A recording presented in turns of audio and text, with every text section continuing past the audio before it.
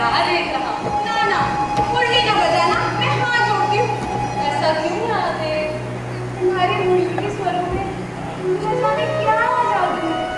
ये गोपियाँ जब काम करने के पश्चात विश्राम करती हैं, तुम्हारी मुरली सुनते ही वो सब भी व्याकुल हो जाती है और फिर सबको पता चल जाता है तुम हमारे गांव के बाहर आ गए हो। सब झरोखों में से झांककर देखने लगती हैं।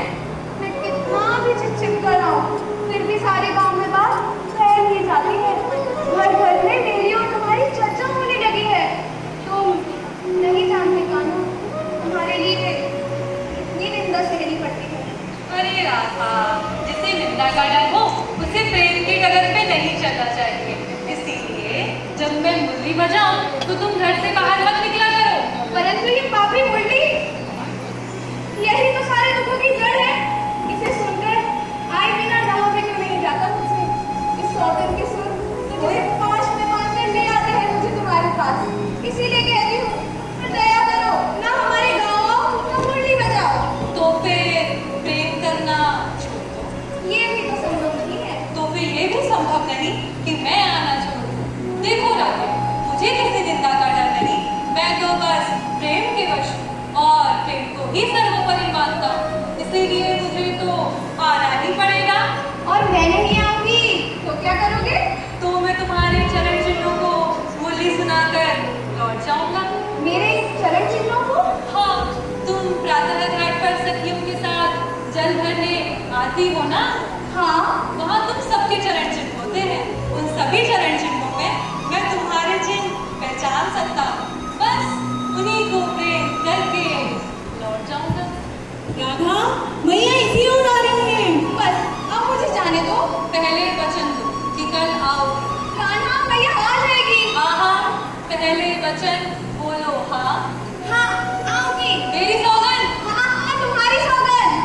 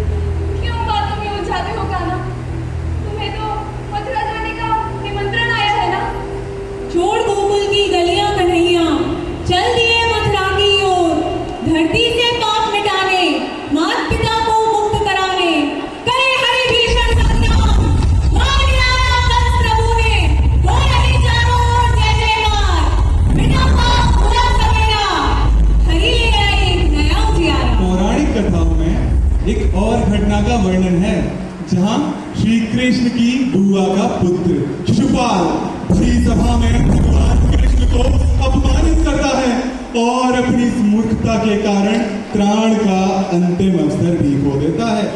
तत्पश्चात परिणाम स्वरूप सुदर्शन चक्र लिए क्रोधित कृष्ण शिशुपाल का वध कर देते हैं और शिशुपाल अपने पापों से मुक्त हो जाता है। परंतु सुदर्शन चक्र के तेज ने वासुदेव कृष्ण को चोटिल किया और उनकी इस चोट को देख समीप खड़ी उनकी सखी कृष्णा भावुकता के साथ दौड़ी चली आई। चीरे द्रौपदी बांध रही बांध रही भगवान। आज मैं तुम्हारा ऋणी हो गया द्रौपदी। समय आने पर एक एक धागे का ऋण चुकाऊंगा। कृष्ण लीलाओं में एक वो घड़ी भी आई है जो दूषित होगी, पापी भी हाँ, और कभी ना भूली जाएगी। टूटेगी हर मर्यादा था, लज्जित होगी मानव जाति। योद्धाओं की पौरुषता कहीं लुप्त हो जाएगी, कुछ का दुस्साहस भीषण विध्वंस मचाएगा, कुछ मूर्खता की पराकाष्ठा छू जाएंगे। बस एक अकेली खड़ी द्रौपदी माधव माधव चिल्लाएगी। बस एक अकेली खड़ी द्रौपदी माधव माधव चिल्लाएगी।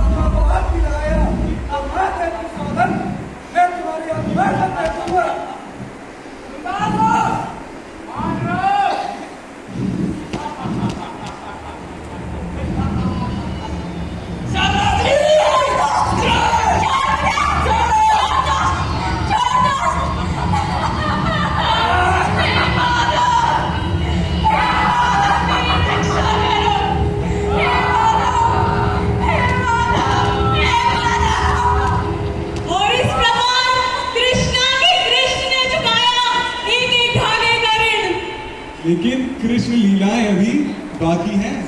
वर्षों तक वन में घूम घूम बाधा विघ्नों को चूम चूम सह धूप घाम पानी पत्थर पांडव आए कुछ और न कर। सौभाग्य न सब दिन सोता है, देखें आगे क्या होता। मैत्री की राह बताने को, भीषण विध्वंस बचाने को भगवान हस्तिनापुर आए हैं, पांडवों का संदेशा लाए हैं। दो न्याय अगर तो आधा दो, पर इसमें भी यदि बाधा हो तो दे दो केवल 5 ग्राम, रखो अपनी धरती तमाम। दुर्योधन वो भी दे न सका, आशीष समाज की ले न सका, उल्टे हरि को बांधने चला, जो था असाध्य साधने चला। जब नाश मनुष्य पे छाता है, पहले विवेक मर जाता है। हरि ने भीषण हुंकार किया, अपना स्वरूप विस्तार किया, भगवान कुपित होकर बोले,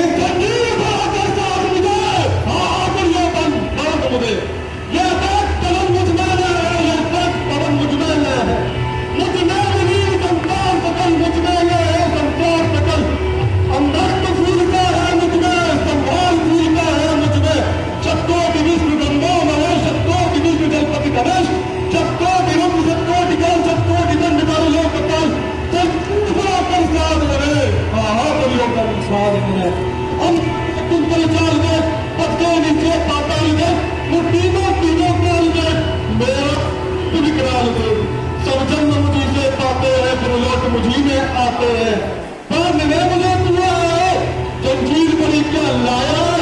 यदि मुझे काबरा चाहे मन का पहले बाप अनंत गगन, सूर्य को उतारने सकता होगा, मुझे बाप कर सकता है। याचना नहीं अब होगा, जीवन जो है कोई मरण होगा। भाई के भाई टूटेंगे, विस्तार फूट से टूटेंगे, सुख लूटेंगे, सौभाग्य मनुष्य टूटेंगे। आगे तू विशाल होगा, हिंसा का परदाई होगा। और इस प्रकार प्रारंभ हुआ महाभारत का युद्ध। तलवार धनुष और पैदल सैनिक कुरुक्षेत्र में खड़े हुए, रक्त पिपासु महारथी एक दूजे सम्मुख अड़े हुए। रणभूमि के सभी नजारे देखने में कुछ खास लगे। माधव ने अर्जुन को देखा, अर्जुन उन्हें क्यों उदास लगे। उद्वस्तः कश्मोदलितं विश्वे समुपस्थितं, अनार्य जुस्तः स्वगयं कीर्तिकरं। केशव, मेरा नाम लेकर मुझको काटने से पहले ये बताओ पार्थ, जब विनाश के बादल चारों ओर से बढ़ाए और धर्म, रक्षा और विजय के लिए तुम्हारी ओर देख रहा है, तब तुमने ऐसे कायरता के भावों को अपने मन में आने कैसे दिया? वीर पुरुष तो ऐसे विश्वास नहीं करते। हे माधव, हे गिरधर, ये जितने भी मेरे सम्मुख खड़े हैं, हम सारे भाई इन्हीं से तो सीखकर बड़े हुए हैं। जिन गुरुओं ने मुझे विजय का मंत्र सिखाया, उनको पराजित करने के लिए ये मेरे हाथ कैसे खड़े हो सकते हैं? हे गिरधर, इन महापुरुषों पर हाथ उठाने से अच्छा तो यही है कि मैं अपने हाथ भिक्षा के लिए फैला दूं। हे ऋषिकेश, मैं ये नहीं समझ पा रहा कि इस युद्ध में विजय श्रेष्ठ है या पराजय। राष्ट्रपुत्र शत्रुओं की भांति में सम्मुख खड़े हैं। मैं जानता हूं कि उनका वध किए बिना जीना संभव नहीं है, किंतु गिरधर, क्या उनका वध करने के उपरांत जीना सहज होगा? क्या वे मेरे भाई नहीं है? अवश्य बस केवल इतना ही कहना है आपको? तुमने इतना ही तो पूछा था ना, किंतु ये युद्ध संपन्न हो या ना तो की स्थापना या पहचान ये नहीं है। तुम पुत्र अपने कर्तव्यों को पहचानो और फिर निर्णय, क्योंकि निर्णय तो तुम्ही को लेना होगा, क्योंकि युद्ध ही तुम्हारा है, उसका परिणाम भी तुम्हारा ही होगा। हे माधव, मुझे कर्तव्यों का मार्ग ठीक से दिखाई नहीं दे रहा है, इसलिए हे गिरधर, आप मेरी आत्मा के भी सारथी बन जाइए। मैं जानता हूं कि मैं धर्म और अधर्म के बीच बना हूं, इसलिए हे गिरधर, मेरा धर्म क्या है? मुझे धर्म का मार्ग दिखलाइए। और तुम स्वयं क्या हो पार्थ? मैं द्रोण शिष्य अर्जुन हूं केशव। और इसके अतिरिक्त कुछ नहीं। और मैं कुंती पुत्र अर्जुन हूं। और मैं क्षत्रिय हूँ केशव। यदि तुम क्षत्रिय न रहे होते तो द्रोण शिष्य ही न होते। और हे कौंते, तुम कुंती पुत्र होने के नाते भी क्षत्रिय हो। तीनों नातों से तुम्हारा धर्म क्षत्रिय धर्म है। उस धर्म का पालन करो। उस धर्म के विरुद्ध शस्त्र उठाओ पार, शस्त्र उठाओ। हे माधव, इस युद्ध से क्या लाभ, क्या हानि? क्या इस युद्ध के उपरांत मुझे स्वर्ग की प्राप्ति होगी? कर्मणेवाधिकारस्ते मा फलेषु कदाचन मा कर्मफल हेतुर्भुः मा ते संतोषः। इस युद्ध का परिणाम चाहे जो भी है, चाहे तुम जीतो या हारो, महत्वपूर्ण ये नहीं, महत्वपूर्ण ये है कि तुमने अपने कर्तव्यों को कितनी निष्ठा से निभाया। सत्य का साथ दो पार। यदि इस युद्ध के दौरान तुम मृत्यु को भी प्राप्त होते हो तो भी तुम्हें स्वर्ग की ही प्राप्ति है, क्योंकि तुमने अपने कर्म को ही धर्म जानकर निर्णय लिया। हे माधव, सत्य क्या है? सत्य कहाँ है? सत्य कैसा है? मुझे सत्य का मार्ग दिखलाइए। सत्य है बात।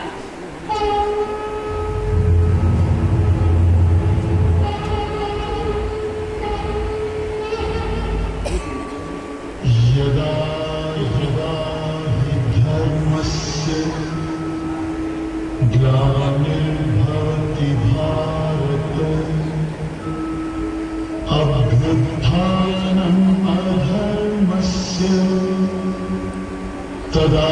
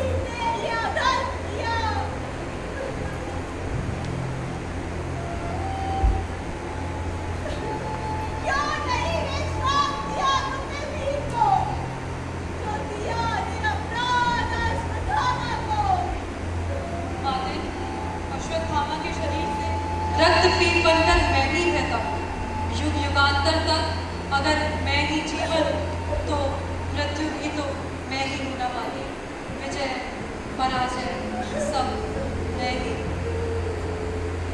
विजय विजय हो गए। अब सब द्वारका जाओ, जो पूछना देखी से इनको करने की पीड़ा कैसी होती है। ये पीड़ा जन्म पीड़ा से अधिक होती है। वो अपने पुत्रों को समझ जाएगी और वो ये भी समझ जाएगी कि मैं आज उन्हें श्राप क्यों दे रही हूँ। माते, श्री वासुदेव कृष्ण इस युद्ध का उत्तरदायित्व तुम्हारा था। तुम यदि चाहते तो एक युद्ध न होता। तुम यदि चाहते तो इस युद्ध को रोक सकते थे। अवश्य रोक सकता था माते, अवश्य रोक सकता था, किंतु ये युद्ध आवश्यक था। वासुदेव कृष्ण प्रभु हो या परात्पर हो, कुछ भी हो, मेरे रघुनंदन सुनो। मैं शिव भक्त की गांधारी, मैं महातपस्वी ईश्वर कन्या, मैं महायोगिनी धृतराष्ट्र पत्नी, मैं महाभागिनी गुरुगार माता। आज तुम्हें ये श्राप देती हूँ। जिस प्रकार से कुल का विनाश हो गया, उसी प्रकार यदुवंश का भी विनाश हो जाएगा। और इस प्रकार गांधारी के श्राप से अंत हुआ महाभारत का युद्ध। लेकिन राधा और कृष्ण का अंतिम मिलन तो अभी बाकी है। अंतिम मिलन? अरे कहने को अंतिम है बस, ये तो सार है कृष्ण लीलाओं का। कृष्ण लीलाओं का अंत नहीं, अनंत है वो। कैसे हो द्वारकाधीश? मैं तो आज भी तुम्हारे लिए गाना, तुम तो द्वारिकाधीश मत कहो। राधा, द्वारिका में भी तुम्हारा स्मरण होता है। जब जब तुम्हारी याद आती, इन आंखों से आंसू बहते। बोलो राधा। मेरे साथ ऐसा कुछ नहीं हुआ। ना तुम्हारी याद आई, ना कोई आंसू बहा, क्योंकि हम तो तुम्हें भूले ही कहाँ थे। जो तुम याद आते, इन आंखों में सदा तुम रहते। कहीं आंसुओं के निकल न जाओ, इसलिए रोते भी नहीं थे। प्रेम से अलग होने में तुमने क्या खोया? इसका एक आईना दिखाओ आपको। कुछ कड़वे सच प्रश्न सुन पाओ तो सुनाओ आपको। यमुना के मीठे पानी से जीवन शुरू किया और समुद्र के खारे पानी तक आ गए। एक उंगली पर चलने वाले सुदर्शन चक्र पर भरोसा कर लिया और 10 उंगलियों पर चलने वाली बांसुरी को भूल गए। कान्हा, जब तुम प्रेम से जुड़े थे तो जो उंगली गोवर्धन पर्वत उठाकर विनाश से बचाती थी, प्रेम से अलग होने पर वही उंगली क्या क्या रंग दिखाने लगी। सुदर्शन चक्र उठाकर विनाश के काम आने लगी। कान्हा और द्वारकाधीश में क्या फर्क होता है बताऊं आपको? यदि तुम कान्हा हो तो सुदामा के घर जाते। सुदामा तुम्हारे घर नहीं आता। युद्ध में और प्रेम में यही फर्क होता है। युद्ध मिटाकर जीता जाता है और प्रेम में मिटकर जीता जाता है। हाँ, प्रेम में डूबा हुआ व्यक्ति ही तो रह सकता है, तो किसी को दुख नहीं पहुंचा सकता। आप तो कई कलाओं के स्वामी हैं, स्वप्न दूर दृष्टा है, गीता जैसे ग्रंथ के दाता है, किंतु आपने क्या निर्णय लिया? अपनी सारी सेना कौरवों को सौंप दी और अपने आप को पांडवों की ओर कर दिया। सेना तो राजा की प्रजा होती है, राजा तो पालक होता है, उसका रक्षक होता है। आपके जैसा महाज्ञानी उस रथ को चला रहा था जिस पर बैठा अर्जुन आपकी प्रजा को मार रहा था। अपनी प्रजा को मरते देख आप में करुणा नहीं जागी,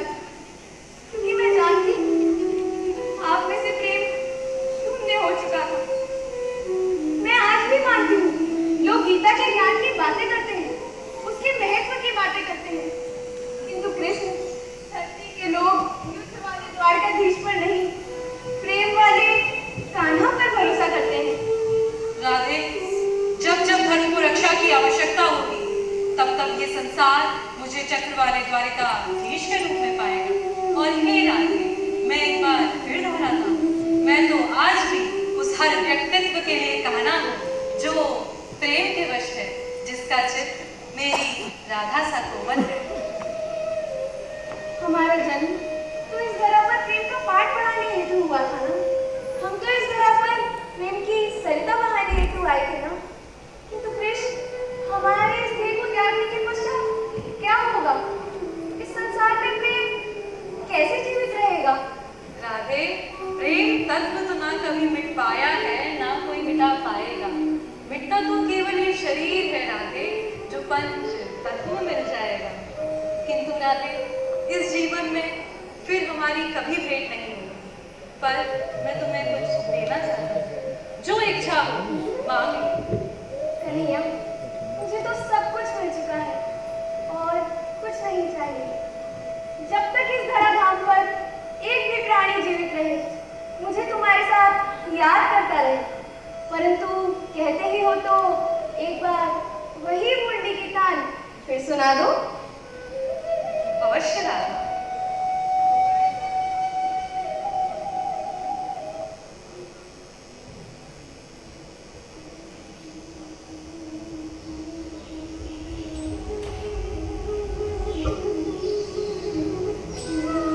तो क्या श्री कृष्ण और श्री राधा सदैव के लिए विलीन हो गए?